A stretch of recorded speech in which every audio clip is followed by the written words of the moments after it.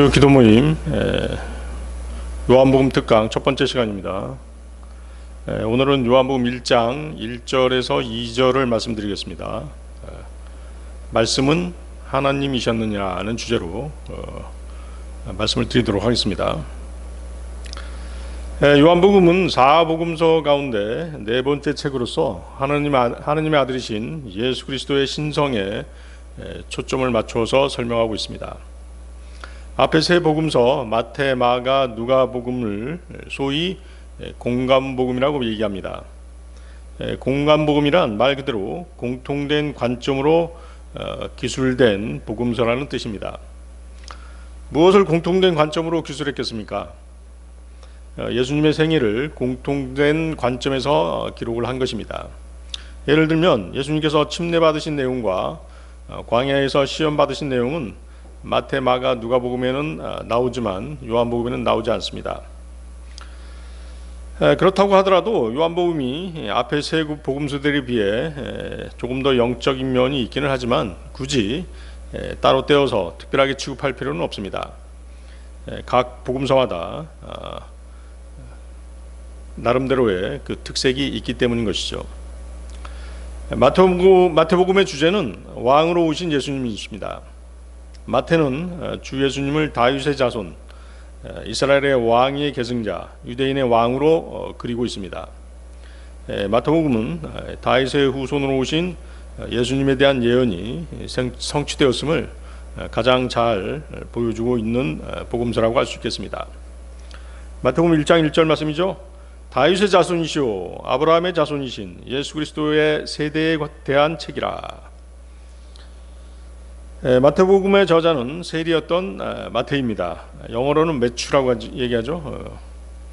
마가복음과 누가복음은 그를 알페오의 아들 레위 또는 그냥 레위로 기술하고 있습니다. 마태복음은 예수님께서 하신 말씀을 중심으로 기록되어 있습니다. 마태복음은 구약 성경에 인용된 말씀들이 예수님을 통해서 어떻게 성취되어 있는지를 가장 잘 설명하고 있다고 볼 수 있겠습니다. 다음에 마가복음은 바나바의 조카인 마가 요한이 기록한 복음서입니다. 골로새서 4장 10절 말씀인데요. 나의 동료 수감자인 아리스타쿠스와 바나바의 누이의 아들인 마르쿠스도 너희에게 문안하느니라. 마르쿠스에 대하여는 너희가 명령들을 받았느니라. 만일 그가 너희에게 온다면 그를 영접하라. 자, 여기 마르쿠스가 나오는데요. 마르쿠스는 마가의 헬라식 이름입니다. 영어로는 마크죠. 마가복음의 주제는 종으로 오신 예수님, 섬기려고 오신 예수님이십니다. 마가는 예수 그리스도를 여호와의 종, 하나님의 온전한 일꾼으로 묘사하고 있습니다. 마가복음 10장 45절인데요. 이는 인자도 섬김을 받으러 온 것이 아니라 오히려 섬기러 왔고 많은 이들을 위하여 자신의 생명을 하나의 속량값으로 주려고 왔기 때문이라. 누가복음은 예수님의 제자는 아니었지만 누구보다 예수님을 사랑한 의사 출신의 누가가 기록한 복음서입니다. 누가는 바울의 동역자로서 누가복음과 사도행전을 기록했습니다. 누가복음은 총 24장으로 되어 있는데요. 마태복음이 28장으로 되어 있죠. 마태복음보다는 장수는 적지만 복음서 중에서 가장 분량이 많은 책입니다. 누가복음은 의사 누가가 데오빌로 가카에게 보낸 편지 형식으로 기록된 복음서입니다. 누가복음은 헬라인들을 대상으로 예수님의 말씀과 행하신 일들을 아주 자세하게 기록했기 때문에 이방인들을 향한 복음서로 종종 소개되기도 합니다. 누가복음의 주제는 사람의 아들로 오신 예수님, 즉 인자이신 예수님이십니다. 누가는 구세주의 인성을 다루고 있으며 그분을 죄 많은 인간과 대조되는 온전한 인간으로 제시하고 있습니다. 사람의 아들로 오셨기 때문에 누구보다 소외당한 자들과 이방인, 가난한 여인들에게 많은 관심을 보이는 그런 복음서라고 할 수 있겠습니다. 반면 오늘 소개할 요한복음은 예수님의 제자 요한이 헬라 문화 속에서 살던 그리스도인들과 이방인들을 위해 기록한 복음서입니다. 요한복음의 주제는 하나님의 아들로 오신 예수님, 즉 구세주의 신성입니다. 요한복음을 기록한 요한의 부친은 세베데이고 모친은 살로메입니다. 마태복음 27장 56절이죠. 그들 가운데 막달라인 마리아와 또 야고보와 요세스의 어머니 마리아와 또 세베데의 자녀들의 어머니도 있었더라. 공관복음서는 예수님의 사역이 갈릴리를 중심으로 이루어졌지만 요한복음은 예루살렘을 중심으로 이루어졌습니다. 요한복음에는 하나님의 왕국을 강조하기보다는 영원한 생명을 주시는 분이신 예수님을 강조합니다. 공관복음서와 달리 요한복음이 좀 더 영적인 이유는 여러 상징들이 많이 나오기 때문입니다. 사도 요한은 주 예수님을 지상에 내려오신 거룩하신 분, 육신을 입으시고 사람들 사이에 잠시 거하시는 하나님 아버지의 영원한 아들로 묘사하고 있습니다. 그리고 이것을 요한복음은 시종일관 변함없이 전개되는 주된 진리임을 강조합니다.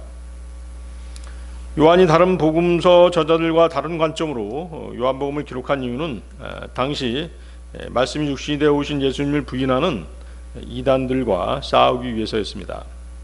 요한은 이에 대해서 요한복음 20장 31절에서 다음과 같이 분명하게 언급하고 있습니다. 요한복음 20장 31절입니다. 그러나 이것들이 기록된 것은 너희로 하여금 예수님께서 그리스도시며 하나님의 아들이심을 믿게 하려 하며 너희가 믿음으로써 그분의 이름을 통하여 생명을 얻게 하려 함이라. 그렇죠? 여러분들이 예수 그리스도를 믿음으로써 생명을 얻게 하려 합니다 라고 분명히 밝혀두고 있습니다. 그러면서 이 구절에서 보는 바와 같이 이것들을 기록한 것은 예수님이 그리스도 곧 하나님의 아들이심을 알리려는 것이라고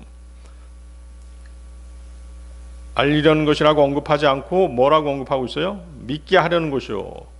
그렇죠? 믿게 하려는 것이요. 또 믿음으로써 그의 이름을 통해 생명을 얻게 하려 합니다 라고 말씀하고 있죠.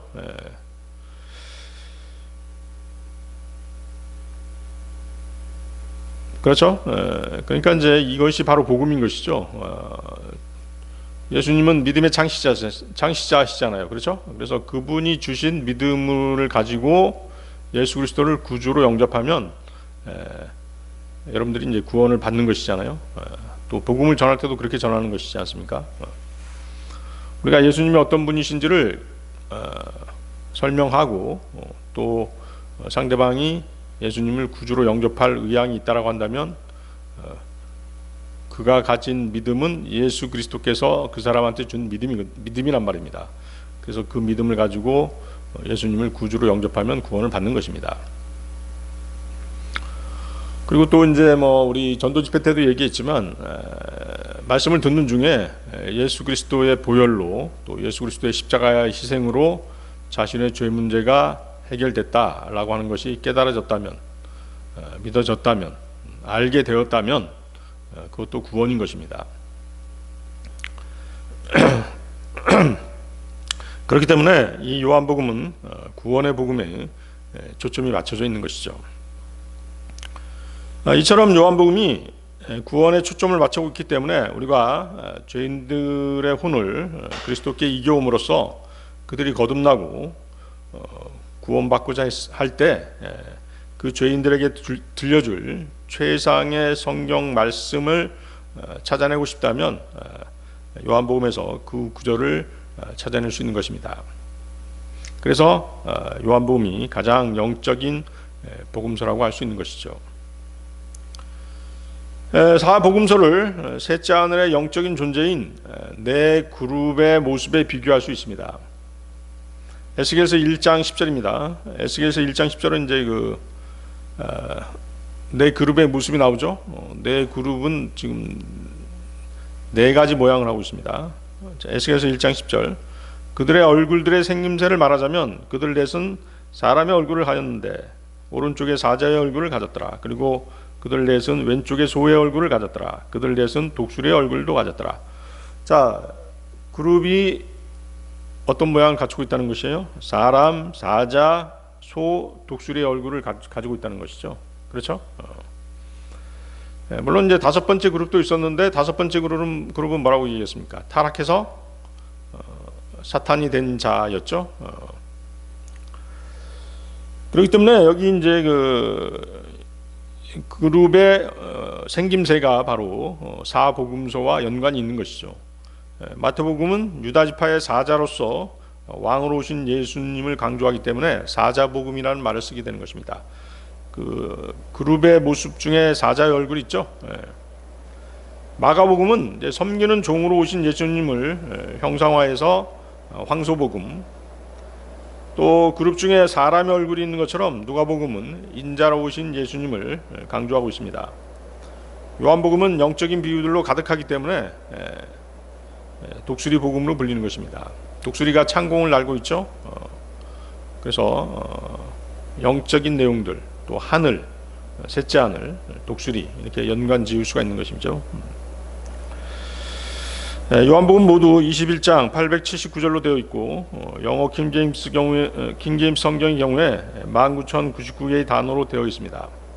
이 책은 대략 AD 85년에서 90년 사이에 쓰여진 것으로 그렇게 추정하고 있습니다. 자, 그러면 요한복음 1장 1절부터 보겠습니다. 자, 요한복음 1장 1절 보십시오. 자, 요한복음 1장 1절부터 대단히 영적인 내용들이 나오기 때문에 여러분들이 조금 이제 집중해서 들어야 될 것입니다. 태초에 말씀이 계셨고 그 말씀이 하나님과 함께 계셨으니 그 말씀은 하나님이셨느니라. 자, 말씀이 하나님이셨다라고 그렇게 기록되어 있죠. 벌써 이 내용부터가 심상치가 않습니다. 그렇죠? 굉장히 영적이지 않습니까? 말씀이 하나님이셨다. 그래서 이 첫 구절부터가 다른 복음서와는 완전히 다릅니다.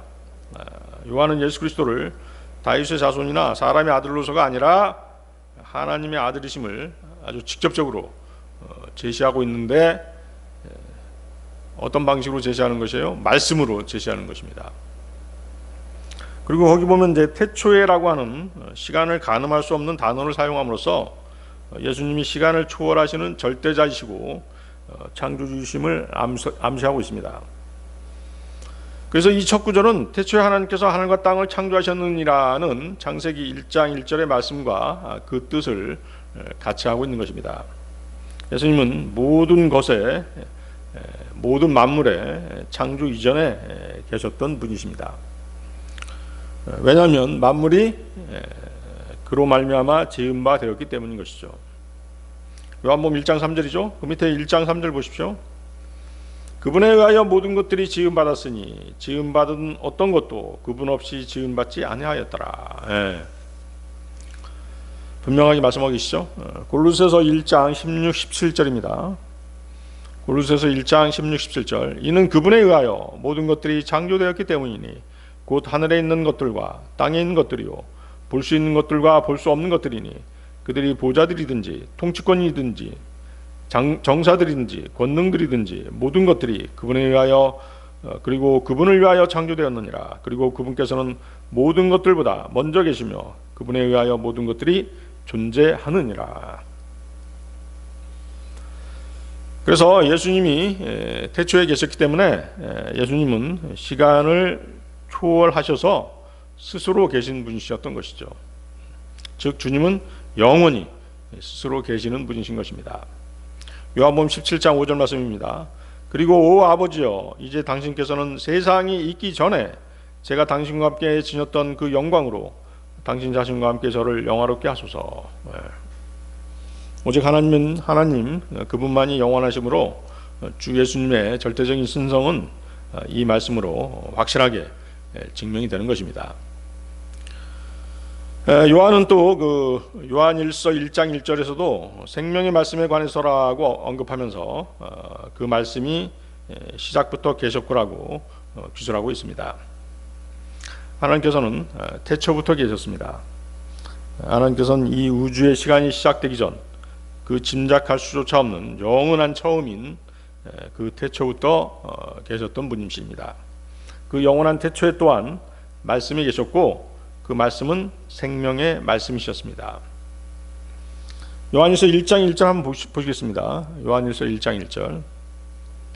시작부터 계셨던 그것 곧 우리가 들었고 우리가 우리의 눈으로 목격하였으며 우리가 눈여겨보았고 우리의 손이 만져보았던 생명의 말씀에 관해서라.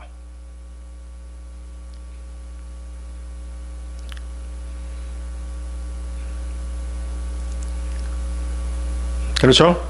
시작부터 계셨던 그것, 생명의 말씀이죠. 생명의 말씀이 하나님과 함께 계셨다는 것이죠. 그래서 이제 1장 1절 다시 보십니다. 요한복음 1장 1절. 그 말씀이 하나님과 함께 계셨으니 그 말씀은 하나님이셨느니라. 태초부터 계셨던 그 말씀이 하나님과 함께 계셨을 뿐만 아니라 그 말씀이 곧 하나님이셨다라고 요한은 진술하고 있는 것입니다. 자, 어떻게 해서 이런 것이 가능할까요? 상당히 영적인 내용이지 않습니까? 그렇죠? 그렇죠. 한번 생각해 보세요. 우리가 우리의 생각을 표현하는 것이 무엇이죠? 뭘로 표현합니까? 말로 표현하잖아요. 그렇죠? 말로 표현하는 것이에요. 우리의 생각을 표현하는 건 말이지 않습니까? 그렇다면 하나님의 말씀이라는 것은 뭐예요? 들을 수 있는 말로 하나님 자신을 표현하시는 것이죠. 그렇죠? 그래서 하나님의 말씀은 하나님의 신성 그 자체인데 그분의 생각, 그분이 표현하고자 하는 것을 말로써 나타내 보여주시는 것입니다. 그런데 이제 여러분들이 또 한 가지 의문을 가질 수 있습니다. 어떻게 해서 하나님이신 분께서 또 다른 하나님과 함께 계실 수 있느냐는 것이죠. 이제 여기서 이제 뭐가 나오는 것이에요? 삼위일체에 대한 교리가 나오게 되는 것이죠. 요한일서 1장 2절 말씀인데요. 이는 그 생명이 명백하게 나타났고 우리가 그것을 목격하였기 때문이니 아버지와 함께 있었고 우리에게 명백하게 나타나게 된 그 영생을 너희에게 증거하며 제시하느니라. 자, 이 말씀도 뭐 그렇게 쉬운 말씀은 아닙니다만은 요한복음 1장 1절에서는 그 말씀이 하나님과 함께 계셨으니라고 그렇게 말씀하시고 또 요한일서 1장 2절에서는 그 생명 즉 말씀이 아버지와 함께 계셨으며 라고 말씀하시죠. 자, 연결지어서 봐야 되겠습니다. 그러면 말씀이 태초부터 계셨던 그 하나님은 곧 아버지 하나님, 성부 하나님이셨고 아버지 하나님과 함께 계셨던 그 말씀은 바로 아들 하나님이셨던 것이죠. 성자 하나님이셨던 것이에요. 아시겠습니까? 그 개념을 여러분들이 좀 확실하게 해둘 필요가 있습니다. 갑자기 아들 하나님이 왜 튀어나오냐라고 얘기할 수 있겠지만 어떻게 돼요? 하나님께서 뭐라고 말씀하셨어요? 예수님을 보고 내 독생자다 이렇게 말씀하시잖아요. 그렇죠? 그렇기 때문에 하나님의 진술로 우리는 아들 하나님이라는 걸 알 수 있는 것입니다. 요한일서 5장 20절을 보면 이제 더 명확해지죠. 요한일서 5장 20절입니다. 또한 하나님의 아들이 오셔서 우리에게 명철을 주신 것을 우리가 아노니 우리로 하여금 참되신 분을 알게 하려 하시며 우리가 참되신 분 안에 있다는 것 곧 그분의 아들 예수 그리스도 안에 있다는 것을 알게 하려 하심이라. 이분은 참 하나님이시오 영생이시라. 아들 하나님이 이 땅에 오셨는데 그분이 뭐다? 그분이 하나님이시고 영생이시다 이렇게 말씀하시는 것이에요. 그렇다면 이제 정리가 좀 되죠? 자, 아들 하나님이 계시고 성부 하나님이 계시고 아들 하나님이 계시는데 아들 하나님은 영생이시고 하나님의 말씀이시다는 것이에요. 아시겠습니까? 요한복음 1장 1절로 다시 보십시오. 요한복음 1장 1절에 말씀은 곧 하나님이셨습니다. 이 하나님은 아버지와 함께 계셨습니다. 그러니까 말씀으로서의 하나님은 하나님의 아들이셨던 것이죠. 그 아들이 세상에 오신 것입니다. 그분이 바로 예수 그리스도신 것입니다. 예수 그리스도는 참 하나님이십니다. 그리고 또 영원한 생명이십니다. 우리는 여기서 삼위일체이신 하나님의 위대하신 모습과 함께 아들 하나님의 존엄하신 모습을 발견하게 되는 것입니다.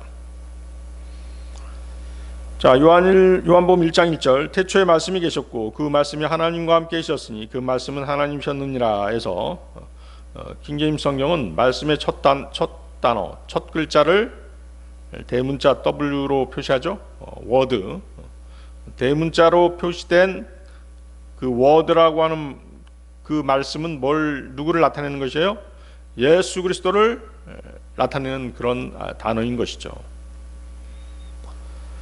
다시 보십시오. 태초에 말씀이 계셨고 그 말씀이 하나님과 함께 계셨으니 그 말씀은 하나님이셨느니라. 그래서 이 구절은 예수 그리스도의 신성과 아울러서 그분이 영원 전부터 계셨음과 삼위일체이신 삼위일체의 제2 신격이심을 선포하고 있는 그런 말씀이 되겠습니다. 그러면서 그분을 말씀이라고 지칭하고 있는데 그분 자신이 곧 하나님의 표현이기 때문이라는 것이죠. 말씀으로 우리가 생각을 표현한다라고 얘기했죠. 하나님께서는 말씀이라는 수단을 통해 자신을 나타내시기 때문에 하나님 자신을 드러내신 예수 그리스도, 그분이 바로 곧 하나님의 말씀이신 것이죠. 그래서 하나님께서는 예수 그리스도로 나타나신 것입니다. 예수 그리스도 그분께서는 하나님의 나타나심 그 자체인 것이죠.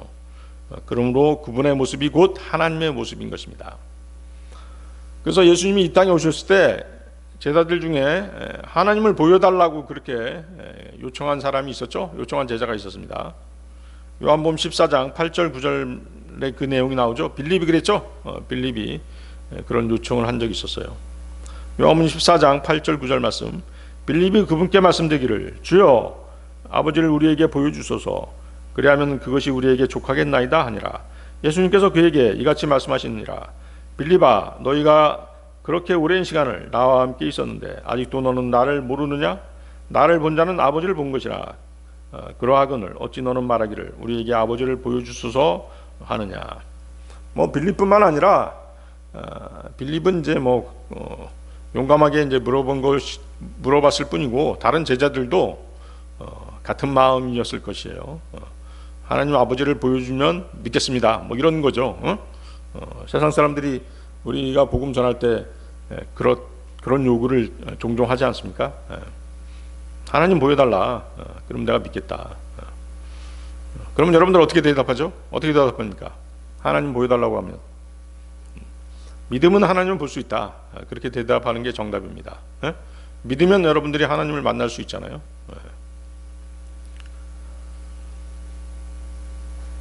하나님께서 육신을 입고 스스로의 모습을 우리에게 나타내신 분, 그분이 곧 예수 그리스도십니다. 대문자로 워드, 말씀으로 표시된 이분은 성경의 모든 말씀인 것입니다. 계시록 22장 13절입니다. 나는 알파와 오메가요, 시작과 끝이요, 처음과 마지막이라. 헬라어 알파벳의 첫 글자가 알파이고 마지막 글자가 오메가입니다. 그렇죠?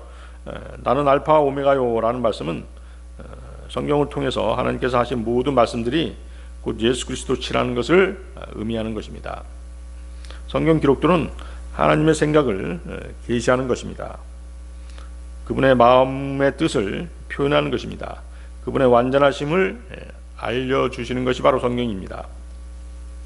이것이 바로 예수 그리스도께서 육신을 입고 이 땅에 오신 이유인 것이죠.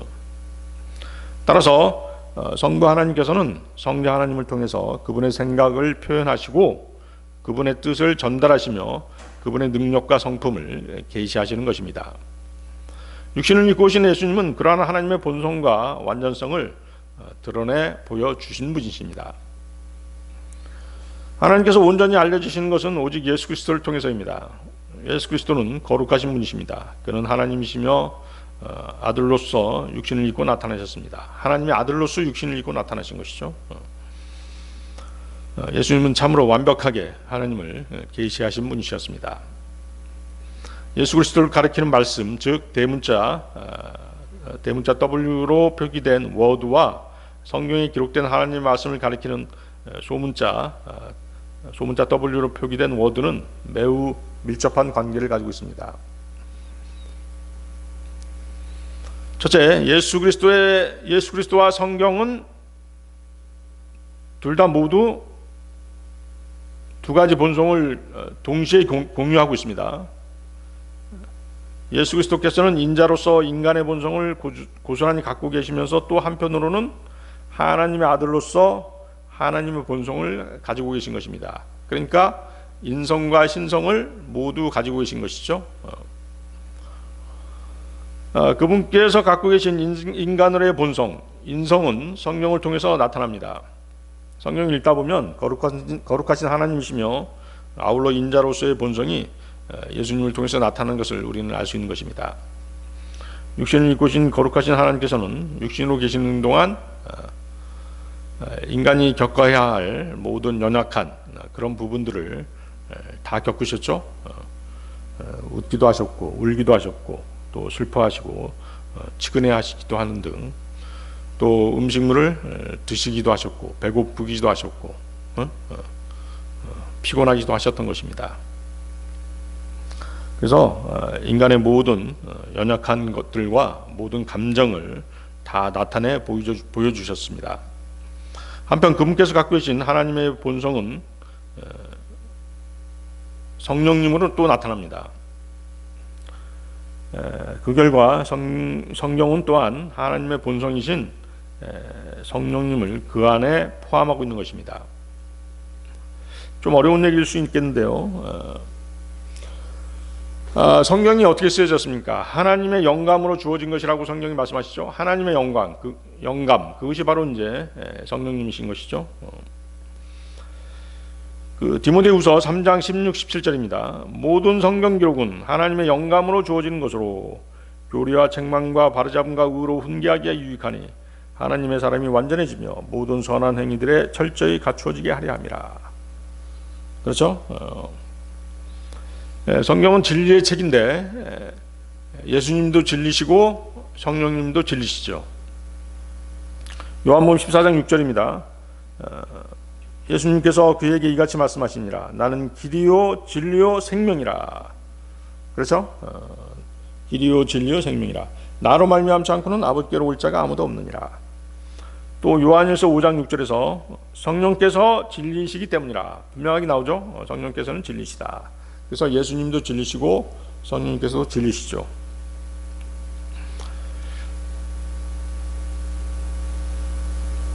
자, 두 번째, 예수 그리스도와 성령은 모두 사랑과 증오를 동시에 받았다는 점에서 공통점을 갖습니다. 거듭난 사람들은 예수 그리스도를 사랑하고 또 성경을 사랑합니다. 그렇죠? 예수님을 사랑하면 하나님의 말씀인 성경을 사랑할 수밖에 없는 것입니다. 또 바른 성경을 찾을 수밖에 없는 것이죠. 그런가 하면 반대하는 자들은 예수 그리스도를 증오하고 또 성경도 증오하는 것입니다. 성경 말씀 자체를 부인하는 것이죠. 그래서 예수 그리스도와 성경은 둘 다 사람들에게 받아들여지기도 했고 둘 다 거부당하기도 했던 것입니다. 자, 세 번째, 예수 그리스도와 성령은 영원히 살아계시고 영원히 보존된다는 점에서 동일성을 갖습니다. 시편 12편 6절 7절 말씀이죠. 주의 말씀들은 순수한 말씀들이다. 흙도가니에서 정련되어 7번 정화된 은 같도다. 오 주여, 당신께서 그것들을 지키시리니 당신께서 그것들을 이 세대로부터 영원토록 보존하시리이다. 누가복음 21장 33절. 하늘과 땅은 없어질 것이나 나의 말들은 없어지지 아니하리라. 자, 네 번째, 예수 그리스도와 말씀이 갖는 동일성은 모두 마지막 날에 심판에 참여하신다는 것입니다. 예수 그리스도께서 심판자이신 것처럼 말씀 또한 심판자가 되십니다. 요한복음 12장 48절이죠. 나를 거절하며 나의 말들을 받아들이지 아니하는 자에게는 그를 심판하는 이가 있느니라. 내가 말한 그 말, 바로 그 말이 마지막 날에 그를 심판하리라. 그렇죠? 하나님의 말씀이 죄인들을 심판하는 것입니다. 그래서 대문자 W로 표기된 워드와 소문자 W로 표기된 워드는 사람이시고 또 하나님이시라는 본성에 있어서나 심판자로서의 특성 그리고 영원성과 예증의 대상이 된다는 점에서 공통점을 갖는 것입니다. 우리가 성경을 읽을 때면 성경이 하나님의 위치에서 사람들에게 말씀하신다는 것을 말씀하시는 그런 구절들을 우리가 종종 보게 되죠. 로마서 9장 17절 한번 보십시오. 로마서 9장 17절.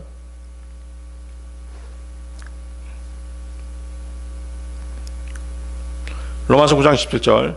이는 성경 기록이 파라오에게 말씀하시기를 바로 위와 같은 목적으로 내가 너를 일으켜 세웠나니 내가 너희 안에서 나의 권능을 보이려 함이며 나의 이름이 온 땅에 걸쳐 밝히 알려지게 하려 함이라 하시기 때문이라. 자, 성경 기록이 파라오를 세웠나니라고 말씀하시죠. 이스라엘이 출애굽할 당시 이스라엘을 이끈 사람이 누구였습니까? 모세였습니다. 그런데 모세가 출애굽하기 위해서 파라오와 맞섰을 당시, 그때 성경이 있었을까요, 없을까요? 그때 성경은 없었죠. 성경은 없었던 것입니다. 성경 기록이 그런데 뭐라고 얘기했어요? 성경 기록이 파라오에게 말씀하시기를 이렇게 기록되어 있죠. 그러니까 어때요? 이 구절은 훗날 모세에 의해서 기록되고 나서야 성경의 일부가 되었다는 것이죠. 그렇기 때문에 그 당시에 성경 기록이 파라오에게 말했다라고 하는 것은 사실상 파라오에게 말씀하신 분은 누구였다는 것이에요? 하나님이셨음을 증거하는 것입니다. 이해하시겠죠? 그럼 좀 연결이 되겠죠? 하나님 말씀이 곧 하나님이시라는 것이에요. 또 말씀이 육신이 돼서 오신 분이 성자 하나님, 예수님이시라는 것입니다. 연결이 되십니까? 하나님께서는 모세의 입을 통해서 파라오에게 내가 너의 안에서 나의 권능을 보이려 하며 나의 이름이 온 땅에 걸쳐 밝히 알려지게 하려 함이라고 말씀하셨던 것입니다. 그리고 이 내용을 훗날에 모세 오경에 기록해 놓은 것입니다. 그런데 바울은 이제 모세의 기록을 인용하면서 하나님 대신에 성경 기록이라고 이렇게 바꿔서 말한 것입니다. 하나님의 말씀이 곧 하나님이시기 때문에 그런 것이죠. 이해하시겠어요? 자, 갈라디아서 3장 8절도 같은 내용입니다. 갈라디아서 3장 8절 보십시오. 그런즉 성경 기록은 하나님께서 믿음을 통하여 이방 민족들의 정당함을 입증하실 것을 미리 보시고 일찍이 아브라함에게 복음을 선포하며 말씀하시기를 내 안에서 모든 민족들이 복을 받으리라 하셨느니라. 자, 여기서도 뭐라고 얘기하세요? 성경 기록은 이렇게 얘기하죠. 아브라함 시대에 성경이 있었어요, 없었어요? 그때도 성경은 물론 없었죠. 그런데 성경은 뭐라고 말씀하십니까? 성경 기록은 일찍이 아브라함에게 복음을 선포했다라고 말씀하고 계신 것입니다. 아브라함에게 복음을 선포하신 분은 누구셨습니까? 하나님 자신이셨죠. 창세기 12장 2절인데요. 그래야면 내가 너로부터 위대한 민족을 만들겠노라. 그리고 내가 너에게 복을 주겠고 너의 이름을 위대하게 만들겠노라.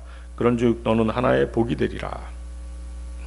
이 내용을 훗날에 모세가 모세오경을 통해서 기록해 놓은 것입니다. 그런데 바울은 이 내용을 사람들에게 들려주면서 하나님께서 아브라함에게 복음을 선포하셨다라고 말하지 않고 성경 기록이 복음을 선포했다라고 말하고 있는 것입니다. 그래서 하나님의 말씀, 즉 성경 기록을 동일시하고 있는 것이죠. 다시 말해서 그가 성경이 기록했다라고 말하고 있다면 그것은 꼭 하나님께서 말씀하셨다라고 라는 것과 같은 의미라는 것입니다. 그래서 하나님을 성경 기록으로, 말씀을 하나님으로 같이 보았던 것입니다. 자, 그렇지만 여러분들이 이제 주의할 것은 뭐냐면 바울이 성경이라고 말한 것은 성경에 기록되어 있는 하나님의 말씀을 얘기했던 것이지 결코 책 자체를 말한 건 아니었습니다. 그렇죠? 책 자체를 의미한 건 아니었죠. 앞에서도 말했지만 책 자체는 종이에 지나지 않는 것입니다. 우리는 말씀을 존귀하게 받들고 순종해야지 종이책을 숭배해서는 안 되는 것이죠. 그래서 여러분은 성경에 기록된 말씀을 숭배하고 또 순종해야 되는 것입니다. 종이책인 성경을 숭배하지는 말라는 것입니다. 자, 요한복음 1장 2절로 가겠습니다. 자, 요한복음 1장 1절이 조금 이제 윤곽이 잡혔으면 이제 우리가 또 계속 진도를 나가다 보면 더 확실해질 것입니다. 요한복음 1장 2절 보십시오. 바로 그 말씀이 태초에 하나님과 함께 계셨느니라. 자, 이 글의 저자인 요한 사도는 태초뿐만 아니라 마지막에 대해서도 하나님의 계시를 받아서 알고 있었죠. 왜? 요한 사도는 어떤 책을 썼어요? 성경의 마지막 책인 요한계시록을 썼잖아요. 그렇죠? 계시록 1장 1절입니다. 예수 그리스도의 계시라. 이 계시는 하나님께서 그분의 종들에게 반드시 속히 일어날 일들을 보이시려고 그에게 주신 것이요, 그분께서 자신의 천사를 보내시어 그의 천사를 통하여 자신의 종 요한에게 그것을 알려주신 것이라. 또 요한계시록 22장 20절에서 21절 보십시오. 마지막 구절이죠. 이런 일들을 증언하는 이가 말씀하시기를 내가 반드시 속히 오리라 하시니라. 아멘. 실로 그러하옵니다. 주 예수여 오시옵소서. 우리 주 예수 그리스도의 은혜가 너희 모두와 함께 있기를 기원하노라. 아멘. 자, 그래서 이제 우리는 성경에서 종종 말씀이 의인화되어 있는 것을 이제 보는 것입니다. 말씀은 태초에 하나님과 함께 계셨고 하나님의 창조 사역은 말씀을 통해서 이루어졌습니다. 또한 잠언 8장을 보면 지혜, 하나님의 지혜가 의인화되어 있는 것을 알 수 있어요. 하나님의 지혜는 누구시죠? 예수 그리스도시죠. 그렇죠? 말씀이, 하나님의 말씀이 예수 그리스도시고 또 하나님의 지혜가 또 예수 그리스도신 것입니다. 잠언 8장 22절에서 30절입니다. 잠언 8장 22절에서 30절. 주께서 그분의 옛 역사들이 있기 전 그분의 길의 시초에 나를 소유하셨느니라. 영원부터, 시작부터, 심지어 땅이 존재하기 전부터 내가 세움을 받았느니라. 깊은 곳들이 없던 때 내가 드러났으니 곧 물이 넘쳐나는 원천들이 없던 때라. 산들이 확립되기 전에 곧 언덕들이 존재하기 전에 내가 드러났으니 그분께서 아직 땅도 들판들도 세상의 진토의 가장 높은 부분도 만드시기 전이라. 그분께서 하늘들을 예비하셨을 때 내가 거기에 있었으니 그분께서 그 깊은 곳의 표면 위에 제한을 두셨을 때라. 곧 그분께서 위로 구름들을 확고히 세우셨을 때요, 그분께서 깊음의 원천들에 힘을 주셨을 때요, 그분께서 바다에게 자신의 칙령을 내리시어 물들로 하여금 자신의 명령들을 넘어서지 못하게 하셨을 때요, 그분께서 땅의 기초들을 지성하셨을 때라. 그때 나는 마치 그분과 함께 육성된 자로서 그분 곁에 있었노라. 그런즉 내가 매일 그분의 큰 즐거움이 되었고 항상 그분 앞에 큰 기쁨이 되었노라.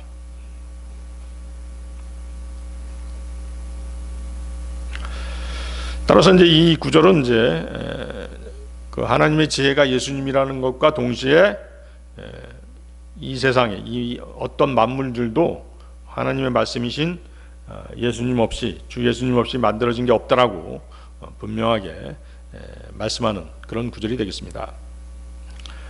그래서 이제 창세기 1장에서 그 하나님께서 행하신 모든 창조 사역들이 주 예수 그리스도를 통해서 이루어졌음을 우리는 볼 수 있는 것입니다. 삼위일체를 구성하는 하나님의 세 인격 모두가 창조 사역에 참여하셨습니다. 성부 하나님께서 창조하셨고 창조하실 때 성자 하나님이신 예수 그리스도를 통해서 창조하셨습니다. 말씀으로 예수 그리스도께서 관여하신 것이죠. 또 성부 하나님께서 만물의 창조를 시작하셨을 때 성령 하나님께서도 거기 계셨던 것입니다. 창세기 1장 2절이죠. 그런데 그 땅은 형체가 없고 공허하였으며 어둠이 깊음의 표면 위에 있었더라. 그리고 하나님의 영께서 물들의 표면 위에 움직이셨더라. 자, 하나님의 영, 바로 성령님이시죠. 그래서 성령님은 성부 성자 하나님과 함께 계셨을 뿐만 아니라 하나님의 말씀이 실현되도록 그렇게 도우셨던 것입니다. 시편 33편 6절인데요. 주의 말씀에 의하여 하늘들이 만들어졌도다. 그리고 그것들의 모든 군대가 그분의 입에서 나오는 호흡에 의하여 만들어졌도다. 자, 우주 만물이 그분의 입에서 나오는 호흡에 의해서 만들어졌다라고 말씀하시죠. 그래서 뭐 여기 이제 주의 말씀이라든가 주의 호흡은 뭐예요? 다른 말로 주의 영, 하나님의 영, 곧 성령님을 일컫는 말씀, 일컫는 그런 단어죠. 주의 말씀, 아까 뭐라고 했어요? 예수님도 진리시고 성령님도 진리라고 말씀드렸죠. 그래서 여기 주의 말씀이 이제 성령 하나님이 될 수 있는 것입니다. 그래서 우리는 이제 하나님의 창조 사역이 예수 그리스도를 통하여 또 예수 그리스도를 위해서 이루어졌음을 우리는 골로새서 1장 16절에서 확인한 바 있었죠. 골로새서 1장 16절 다시 보십시오. 골로새서 1장 16절.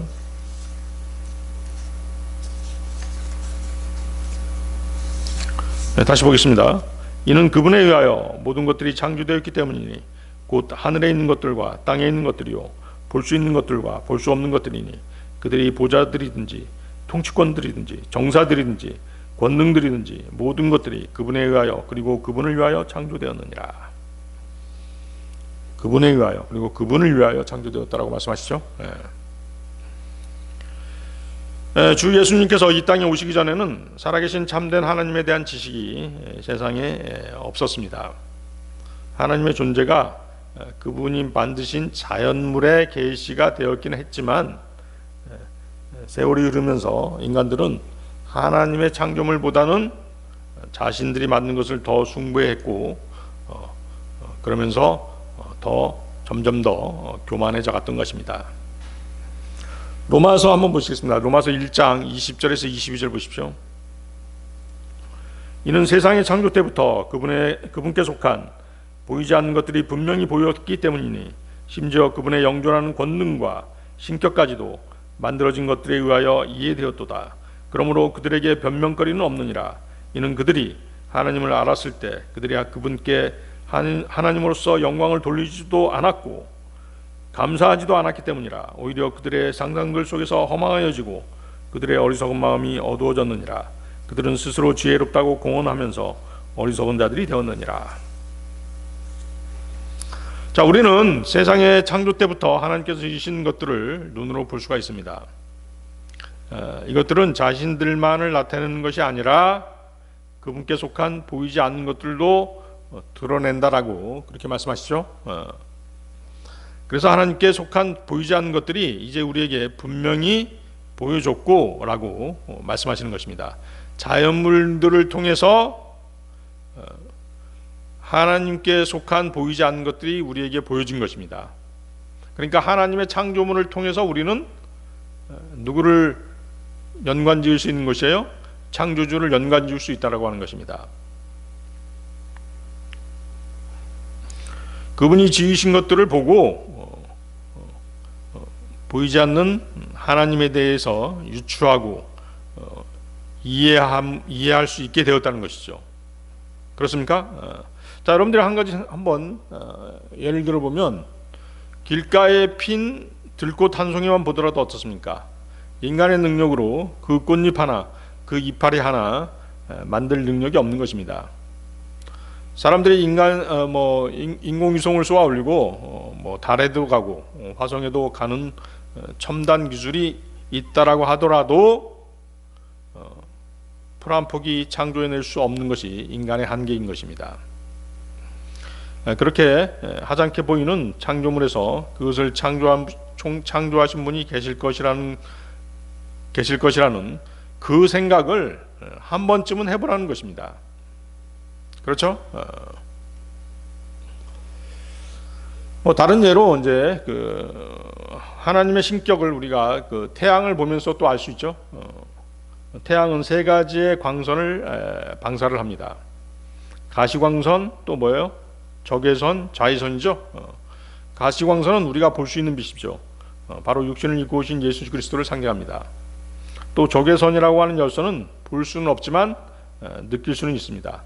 바로 성령 하나님께서 그러하시죠. 우리가 구원받으면 어떻습니까? 성령님께서 우리 안에 들어오시죠. 그래서 우리가 진리를 깨달을 수가 있는 것입니다. 그래서 성령님의 존재를 느낄 수 있는 것입니다. 한편 자외선이라고 하는 화학선은 우리 몸에 강력한 영향을 미칩니다. 또 우리는 그것을 볼 수도 없고 느낄 수도 없는데 바로 성부 하나님께서 그러하시죠. 그래서 인간은 하나님께서 예수 그리스도를 통해서 창조하신 그 세계 안에 살고 있는 것입니다.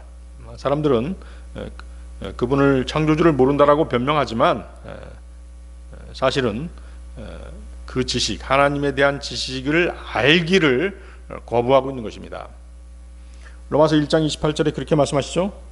그리고 그들이 심지어 자신들의 지식 안에 하나님 두기를 싫어하였기에 하나님께서도 그들을 버림받은 생각에 내버려 두시어 적절하지 않은 것들을 행하도록 하셨느니라. 자신들의 지식 안에 하나님 두기를 싫어한다는 것이에요. 그리고 자신의 욕망대로 행함으로써 마음 놓고 마음껏 죄를 짓고 사는 것이죠. 욥기 12장 7절 11절입니다. 욥기 12장 7절 11절. 그러나 이제 짐승들에게 물어보라. 그리하면 그들이 너를 가르치리라. 또 공중의 날짐승들에게 물으라. 그리하면 그들이 너에게 알려주리라. 아니면 땅에게 이야기하라. 그리하면 그것이 너를 가르치리라. 또 바다의 물고기들이 너에게 분명하게 밝히리라. 누가 이 모든 것들 안에서 주의 손이 이것을 이루셨음을 모르느냐. 그분의 손 안에 각각의 모든 생명체의 혼과 온 인류의 호흡이 있느니라. 귀가 너의 말들을 처리하지 아니하냐? 또 입이 그의 음식을 맛보지 아니하냐? 이처럼 인간은 하나님의 창조물을 통해서 많은 것들을 배울 수 있습니다. 하나님께서는 이처럼 자신이 지으신 모든 것들을 통해서 자신에 관한 보이지 않는 것들까지도 보여주신다는 것입니다. 그렇기 때문에 누구라도 자기는 하나님을 알지 못했다라고 변명할 수가 없게 되어 있는 것입니다. 그래서 자연은 하나님의 존재하심을 계시하는 것입니다. 그렇지만 어때요? 자연을 통해서 그분의 성품을 알아내기는 쉽지는 않겠죠? 쉽지 않은 것입니다. 자연은 하나님의 본질적인 속성들, 곧 그분의 능력, 지혜, 불변함 등을 나타내 주기는 하지만 그분의 도덕적인 본성들이 있어요. 의라든가 공의, 거룩하심, 자비하심, 사랑 같은 것들은 어때요? 자연을 통해서 알아내기는 쉽지 않죠? 쉽지 않습니다. 불완전한 자연이 완전하신 하나님을 온전히 드러내기에는 한계가 있는 것입니다. 하나님을 온전히 알 수 있는 것은 오직 하나님 말씀인 성령을 통해서죠. 또 말씀이 육신이 되어서 이 땅에 오신 하나님의 독생자 예수 그리스도를 통해서입니다. 그리스도인이 하나님에 대한 완전한 지식을 알고자 한다면 성경에 계시된 예수 그리스도의 인격과 그분의 사역에 대해서 공부해야만 됩니다. 그렇게 할 때 우리는 하나님을 아는 것에서 성장할 수 있는 것입니다. 하나님의 영광을 아는 빛은 오직 예수 그리스도의 얼굴에만 계시되었다라고 성경은 말씀하십니다. 고린도후서 4장 6절이죠. 이는 빛으로 하여금 어둠으로부터 나와 빛이라고 명령하신 하나님께서 예수 그리스도의 얼굴에 있는 하나님의 영광을 아는 빛을 주시고자 우리의 마음속을 비추셨기 때문이라. 그렇죠? 그래서 우리는 말씀이 육신이 되어 오신 예수 그리스도 통해서 하나님의 본성을 또 하나님의 인격의 모든 것들을 알 수 있는 것입니다. 또 하나님의 말씀, 성경 기록들을 통해서 우리는 하나님의 본성을 알 수 있는 것입니다. 오늘은 여기까지 하겠습니다.